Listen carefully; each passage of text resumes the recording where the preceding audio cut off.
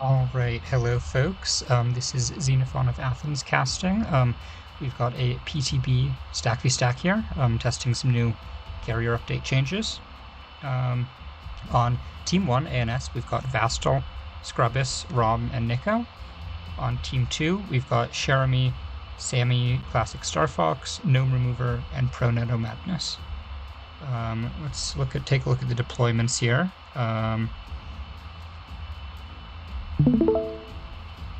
Vastal bringing what looks like probably a Sprinter Swarm. That's 10 ships all in one spot. Almost certainly a Sprinter Swarm. Looks like Rom on Caps, maybe? I'm gonna bet that's Nico on Double Levy and deploying pretty central. And then down below here, Scrubbus. I'm not sure what Scrubbus is bringing. 2 escorts and 1 Axford, maybe? Not sure. Alright, then on OSP, we've got... Okay, I can't tell who any of these people are because they're tags, other than the small one being Gnome Remover. But... Okay, 5 ships there. They're deploying really heavy E, whereas ANS is a little more spread out, but more seaside concentrated, especially low seaside.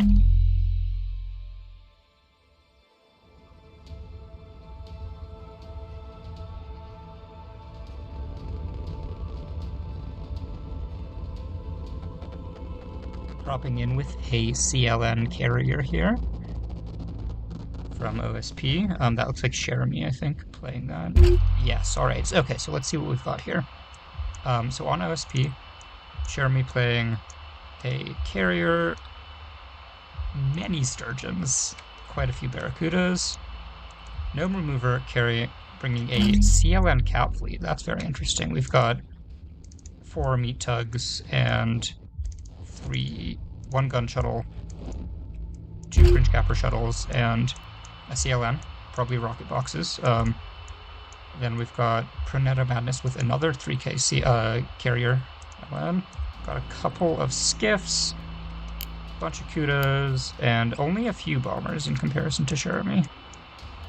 Alright, now on ANS, we've got Nico with double levy, some claymores, a bunch of Tantos. The enemy is securing some boxer. Rom with a double CL cap fleet, with a beam destroyer as well. The enemy is securing Scrubbus with a much more expensive looking, all bomber. An all bomber carrier. What's Nico's second carrier? Same as the first, okay. And then Vastal with a Sprinter Swarm. Alright, well, let's see how this pans out. We've got Gnome Remover saying that he hates the cap fleet that he is playing, apparently. Yeah, ANS moving for C, OSP moving for E. Doesn't look like anyone is committing to the middle just yet. Rom not even bothering to cover it with his destroyer. The destroyer's going to C as well.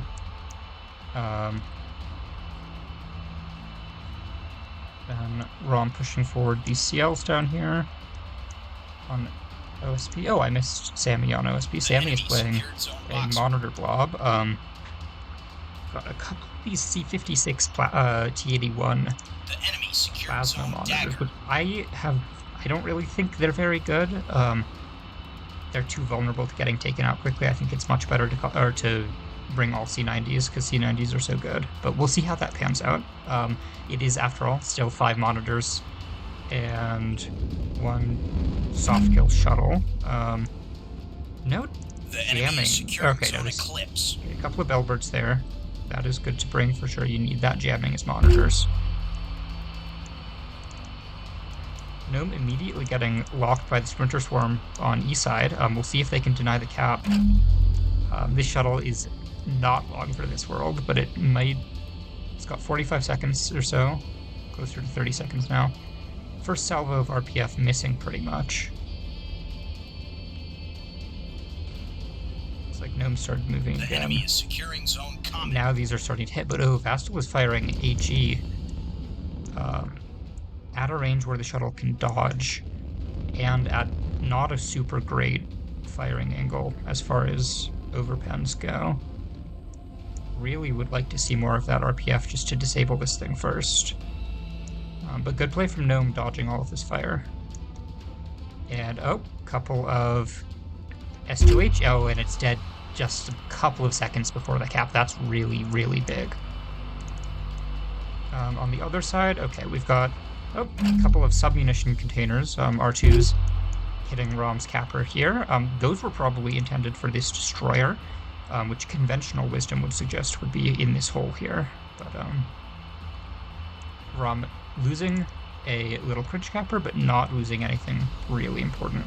Oh, we've got some carrier hunting The enemy containers here. Those are gonna miss. There's nothing there. They're gonna come quite close to Scrubbus, so if Scrubbus hasn't turned off auto chaff, Gnome will probably see that ship. So the carriers have a bunch of sturgeons out from OSP, as well as 20 kudos, 12 sturgeons out, or excuse me, 28 kudos. ANS meanwhile has so many Tantos out, as well as quite a few claymores. A bunch of SDMs getting spammed right into this blob here of Barracudas. Let's see, 1 dead, 2 dead, 3 dead, 4 dead, 5, 6. Pretty successful there. Nico coming in and getting hit by some S1s from this Duster squadron here. I'm not sure about this position from... Okay, looks like Sammy's going to be able to cap E and push off the Corvette blob, but the Corvettes can just leave. They're under no real threat there. Heartbreak Squadron over here tried to capitalize on that squadron of Cherami's getting hit by the SGMs, and it did take the remainder out, I think, but it suffered 5 casualties for that, which I don't think ANS can really afford. Gnome moving a shuttle up towards C. Looks like Gnome is going to try and take out whatever's guarding this, although these are not going to hit anything. Unless they catch around... Oh, actually, they might catch around the Corvette. It's moving down this way. We'll keep an eye on that. Meanwhile, looks like Sammy is going to cap E over here. Okay, I'll go a little bit... Oh, a couple of these Tantos going to catch these Sturgeons. That's really, really bad news for Jeremy. Trying to return to base, has Griffin Squadron coming in here to assist. But if Heartbreak can get on these, that is going to be really big. Yeah, battery evading in kind of the wrong direction. There's one down. The enemy is securing Zone Eclipse. Is the other going to go down? Let's see. Oh, here come the missiles from Griffin. Oh, SDM-2s, and Griffin Squadron is down. So it looks like battery might survive, unless it gets caught by this RPF.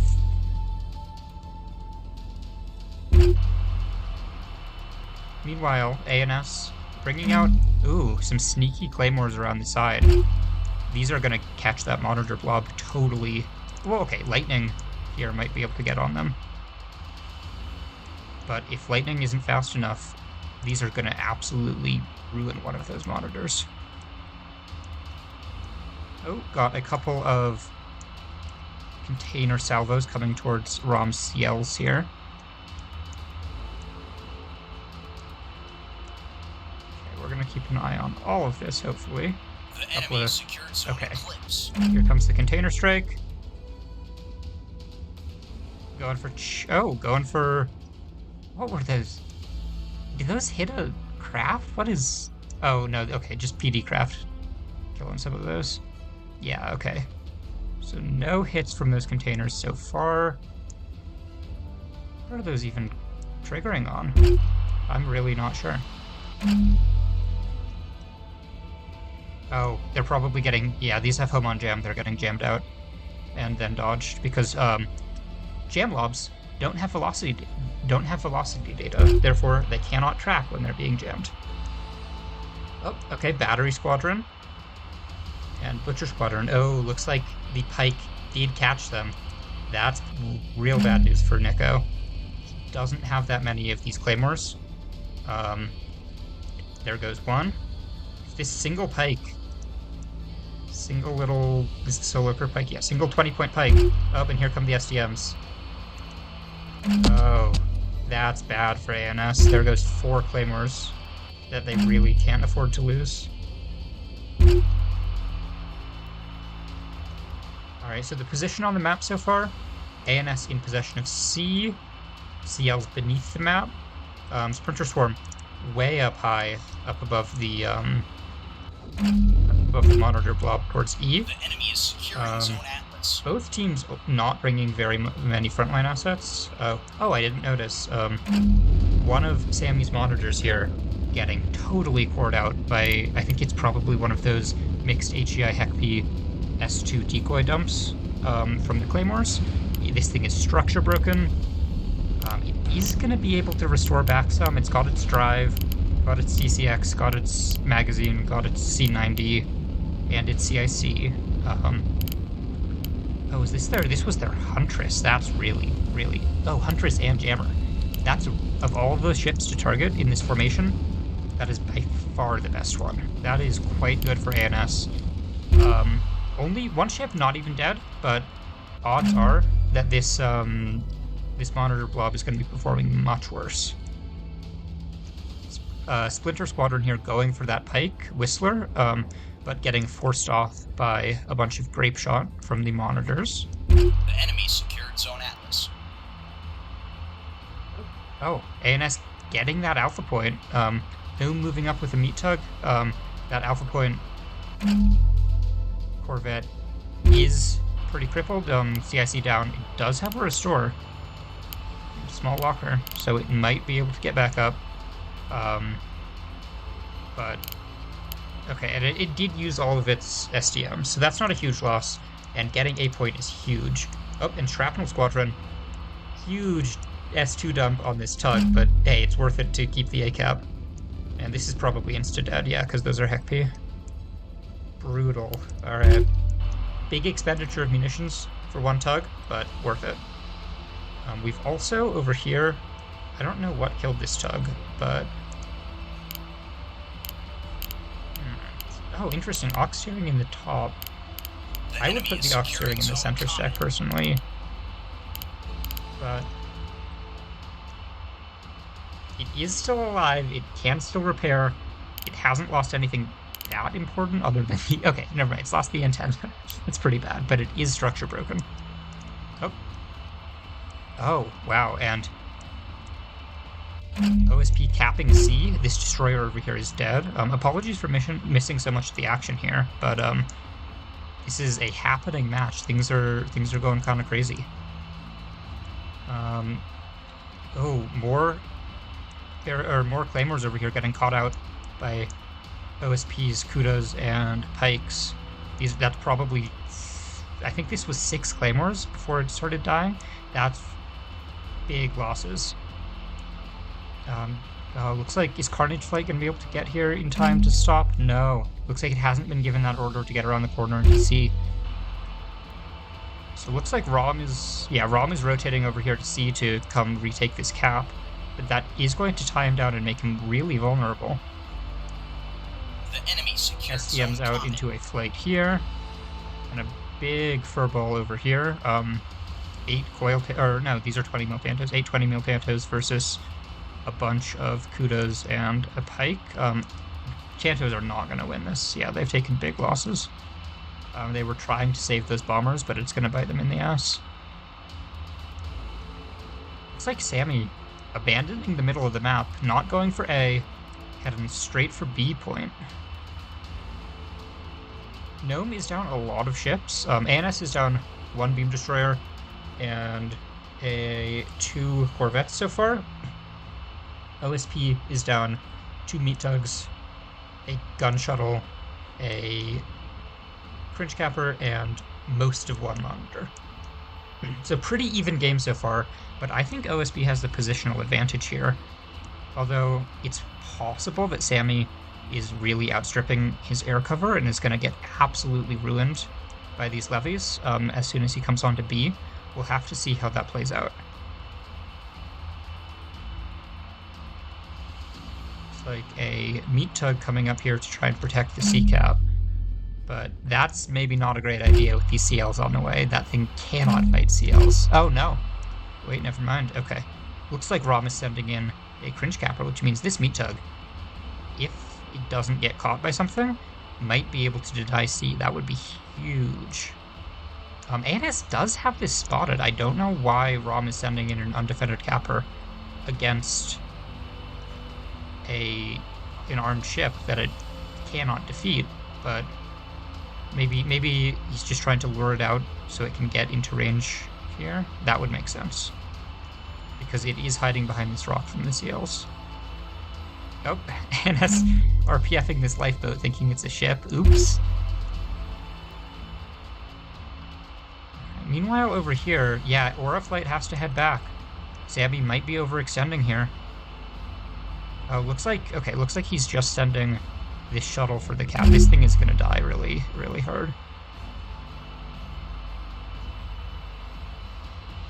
The enemy is some securing bombers from Proneto Madness here. Maybe coming in for these CLs. What is this meat tug? Okay, meat tug is unspotted. Looking at this CL, or at this Corvette, trying to line up its own. It's not going to kill this before the cap, but if ANS doesn't root it out, it could just come retake the cap as soon as those CLs have left. Alright, and then also OSP moving in for A at the same time. That's going to be good. Looks like Heartbreak Squadron going to try and take on Rebel Squadron here.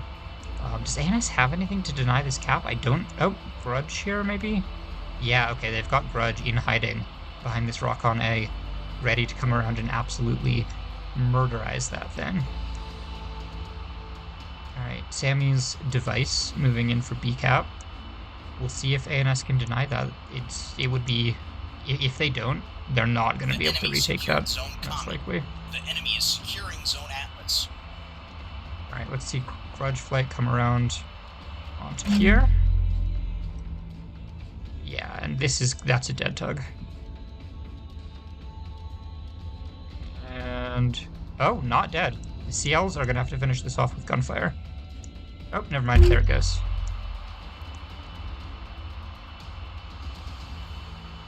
We've got Hunter Squadron here lying in wait. They might have to blow their load on just this, well, okay, yeah, two splitting off to deny this cap. These, these levies, yeah, they're moving away, but they're not moving very fast. And, okay, yeah, looks like Dozer Squadron. Oh, this thing has a Warbler, though, so these command missiles might not hit. Yeah, Command Homojim, Command Saw. There's a pretty good chance that this is going to soft kill this strike. Because shuttles are very dodgy. Yeah, there's the... okay. These are still tracking. Let's see if these hit.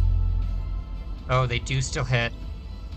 Big expenditure of munitions for just one little shuttle. That's the munitions of 3 Claymores. But it's dead. Now they're going to have to see if they can do the same on this crippled monitor here that's moving in. Looks like Scrubbus's SDM spam Corvette up here got hit by something. Maybe containers, maybe a craft strike. But it did use all of its SDMs before it got struck, so fair game there. Oh, wow, Vastal. I was not paying attention to Vastal. Vastal is on top of the map, killing one of OSP's carriers, and about to kill the other. That is big. That's really big. Oh, I did not see that at all. The enemy is there's like been no frontline engagements this entire game. No one has shot at anything which is not a craft with a ship. And well, okay, except a couple of cap fights. Right, Gnome, oh, moving way out around the side of the map. I don't know. Oh, okay, yeah. Getting caught out maybe by these CLs. They should be firing RPF to disable this thing, but they maybe don't know what it is. Or, oh, they're firing around a rock is why. If you're firing at a close angle around a rock, don't fire RPF, because it will trigger on the rock and not on the ship you're trying to hit. Alright, BCAP, let's see if BCAP's going to be denied. Oh, no, it's not dead. BCAP's going to get gotten. The monitor is screwed, but still got its gun. Zone boxer. Still got a drive. Still got a restore. So it's not dead yet. Oh, bunch of missiles coming in on the CLs, but the CLs are angled quite well against this. There's a miss. Yeah, looks like they got jammed out again. Oh, these ones might hit though. No, they go on chaff as well. They are forcing these CLs to play defensive though. Oh, okay, big strike out on the monitors. Only looks like only scoring one hit. The rest getting shot down. Oh yeah, that was only 2 claymores, which are now probably going to die to streak flight here. And Nico has been caught out as well by the monitors, getting shot. Needs to just start flanking away. Unless, well, let's see, does this have anything left in it? Okay, it has 1 claymore. It's not a huge deal, but all of those munitions gonna get lost. That is, yeah, 14 torpedoes. You really need to keep those going.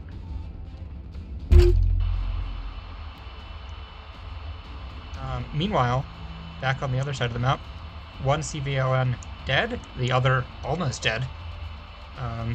ANS is going to have to come in and cap D point at some point here. Oh yeah, Vestal's detaching for that.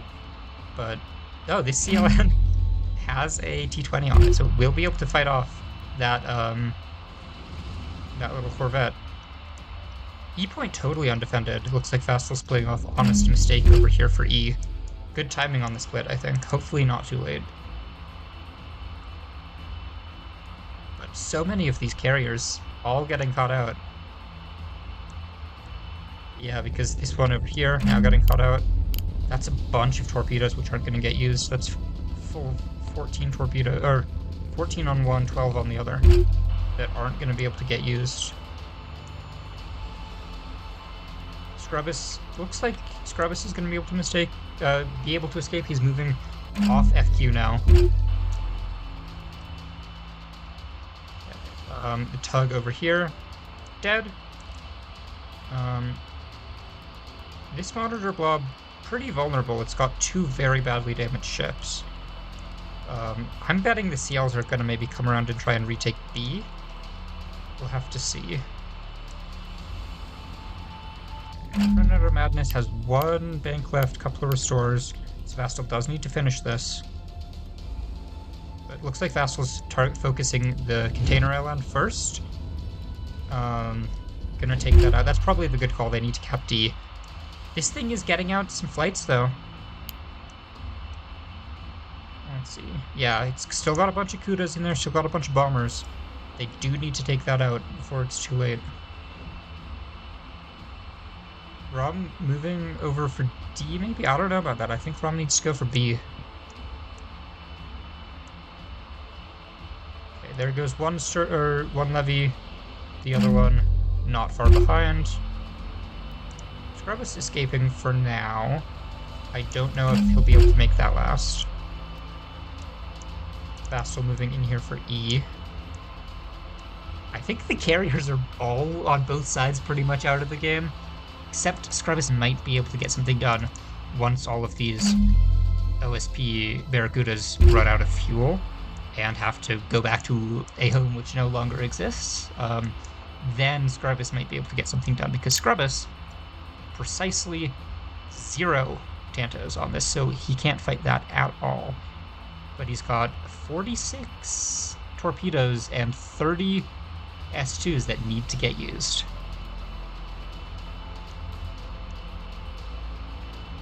Okay, we've got some 100 mil bombers over here gonna try and deny the E-cap. If they can, that's gonna be big. They might not be able to kill this in time. The enemy is securing zone eclipse. Okay, D point. I'm not. Oh, looks like Vassal moved off of D. Oh, this thing has no CIC. It drifted off. Got CIC sniped by the container liner. So Vassal's gonna need to kill this and either detach one more or get this wrapped and send it back onto the point. Proneto Madness escaping here could be really big. He's still got one restore left. Still got a bunch of craft in the bank. Oh, no R3s left. Only 3 perches. Okay.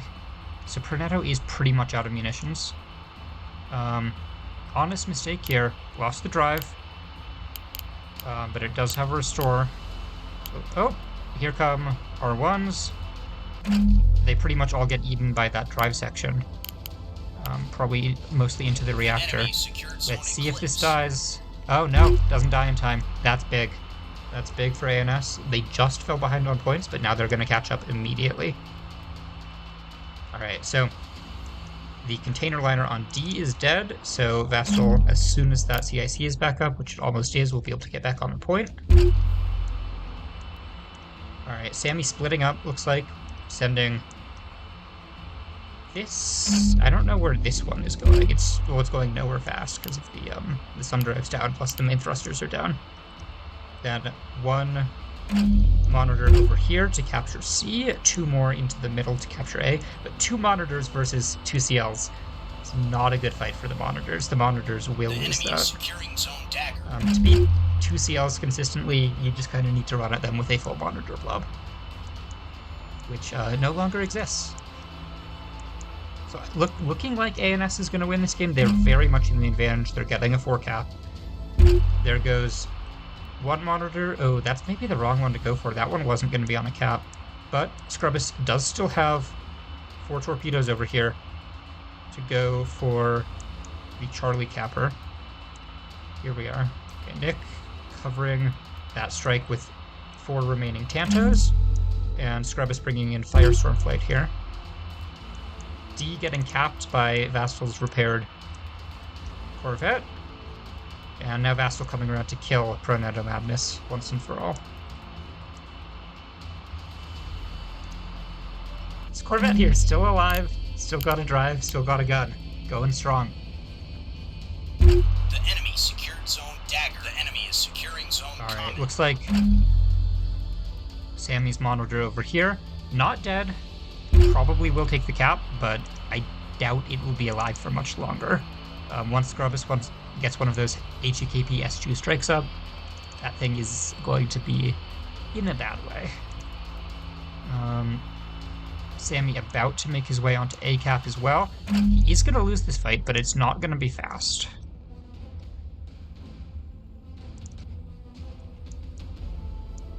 Yeah, because Rollins, he has to keep range to keep the monitors from locking and hitting him with C90s. He would probably still take the fight at that range, but it would be very painful. And Rom would prefer, I think, yeah, there's still quite a few points left to go, 400 points left before OSP makes it to 1,000, so it's probably better to keep those in good fighting shape. Backfire Squadron, no munitions. Firestorm Squadron, no munitions. Scrubbus, out of KBU-22s, but gonna get probably some more torps and try and just pound this thing into submission. Or wait until the CLs get back over there. Big strike over here on A, taking out, or structure breaking, but not killing another one of these monitors. Both of these monitors now disabled. Looks like it was a split fire strike. So these things are gonna die, and that might be game here. Yeah, Sammy. OSP is completely out of ships except for Sammy, who's got 1 crippled chip left on B, 1 crippled chip left on A, 2 crippled chips left on A. However, looks like Scrubbus is gonna move in on C point here. Gonna recap that, and that is game for sure. OSP will no longer be able to win this match. CL is gonna finish off these monitors, and that is, yeah, looks like GG's called in chat. And there's the surrender from Sammy. All right. So we'll go as soon as the other players are back in the Discord channel. We will unmute or I'll undeafen and we'll go over the match in an AAR. Nico coming out with 20k damage on those bombers. Pretty roundly defeated in ASF, but 55 Tantos lost and 12 Claymores lost, or 11 Claymores lost. Alright, we're gonna undeafen here. Say so. One of them is non-decoyed, and then Wild Weasel. Oh yeah, y'all. Yeah, S2 KBU 22 mix. yeah. Team 2 is here. Wait, we gotta ask. Did you guys see the Wakeland tracks for the sprinter ball on top of you? No. No. We thought they were more by the C cap, not E, whatever the cap was, E. Because you had a wake sensor, Skiff. Yeah, you had a wake sensor skiff behind the sprinters. I think it should have at least showed the wake track.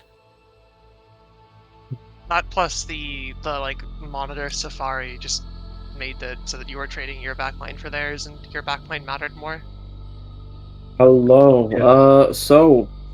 First of all, Xenophon, what did you think of that game as a spectator? That was a really interesting match because the front lines, such as they were of both teams, didn't encounter each other at all until the game was already over. What front line? Exactly. But ANS, I think, was a little... Basically, ANS was faster killing the carriers, and that meant that ANS was the one with strike left in the end, and that meant ANS was the one who won, pretty much. So I think it just comes down to a monitor blob is not capable of defending itself against craft, and also very slow. A sprinter blob is capable of defending itself against craft at least a little bit, and is very fast. And that's what decided it. I will also say that a lot of the torpedo strikes on those monitors, like from my perspective, were being all put onto one of them, and all through the nose, and so they weren't doing much. Well, yeah, like at first, like they weren't doing much till like the end when they got like strikes on the side, and when it's like I had to actually fight the boxes, and it was kind of like they would just break DT immediately after getting struck. Yeah, I think the thing was that they wanted to just strike one monitor, because at that point, right, you're taking all your torps, you're taking out a monitor. That's a perfectly good trade, pretty much, and it's reducing the active strength of the monitor blob. If you're splitting those strikes up at the start, it's not going to do anything. I was focusing the 90 ones. That was the idea behind it. I was on split, but they could have launched just due to range constraints. The other thing that ANS did that was very good, I mean, this was maybe just luck, I'm not sure, but ANS hit the monitor with the Huntress and the Jammers immediately, crippling that for the rest of the match, basically massively reducing its capabilities. Yeah. I think it's also just like as mentioned before, the ANS got to the OSP backline first. It was also the OSP backline was just more assets, and it wasn't really worth the trade at all. Even if you got to the ANS backline first, simply because they were already winning the air war. Yeah, OSP that is was already winning. Yeah, two full. Two full CLNs. And and a CLN. And another 1500 point CLN half cap. Yeah. It simply wasn't a good trade. OSP was already winning the air war, and ANS was essentially. Did the carrier make use of high coherency countermeasures? I did, and I got Grimond. Yeah, Nico lost the ASF fights really badly, every single one of them. But 20 mil just doesn't hit. Yeah, but it didn't matter because OSP wasted all of their, so much time doing that they couldn't do anything else. Yeah. There was also a singular pike that lived for Tantos. It was very entertaining to watch. It dodged all the 20 mil also killed like 4 Claymores. And it did that on accident. Decoyed Claymores. That was extremely good trade from the single pike. Pike's gonna be a menace. Oh, speaking of, the decoys are a little, I think we already First, The decoys are a little cuss cooked even because they launched so many decoys.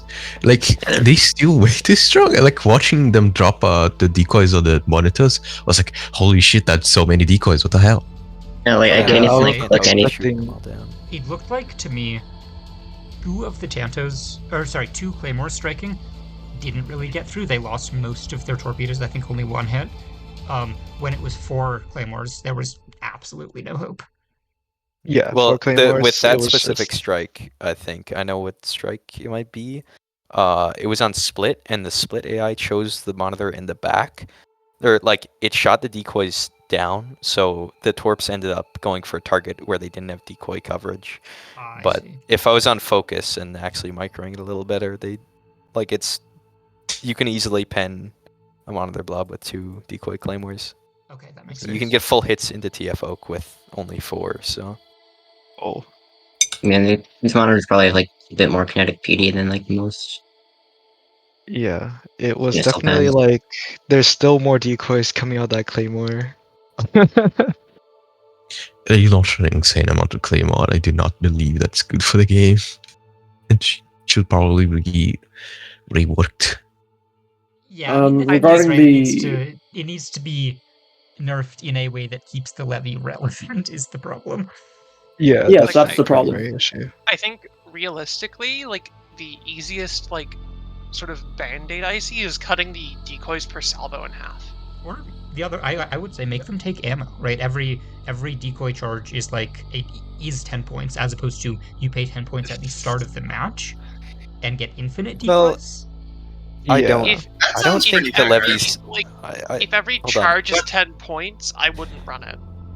The issue and the levy is already point starved. Let's break, please. The issue with the levy is not that the torps, like Cork torps, already have really good PD pen, especially at the claymores, because the salvo density is like they drop instantly.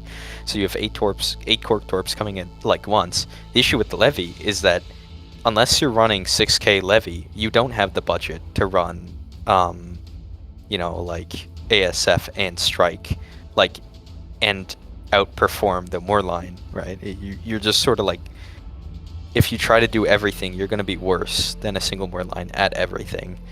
So I think if any buff to the levy would be, like in order, it would be like a price nerf, or a price buff rather. Maybe just to the hull itself to make it easier to, like, actually bring all the stuff you need, or fit the levy into other fleets. Even like 50 points on the levy, I think would be. 50 points would be great. 50 points would be pretty big. We in the DTC were talking about how all the Claymore buffs felt like they wouldn't really change anything ultimately, since the levy is still having difficulty paying for stuff. Yeah, like generally people don't even bring sundials because they're expensive. All right, so I think we've heard enough from the debriefing there, so I'm going to close the video here. Thank you for watching.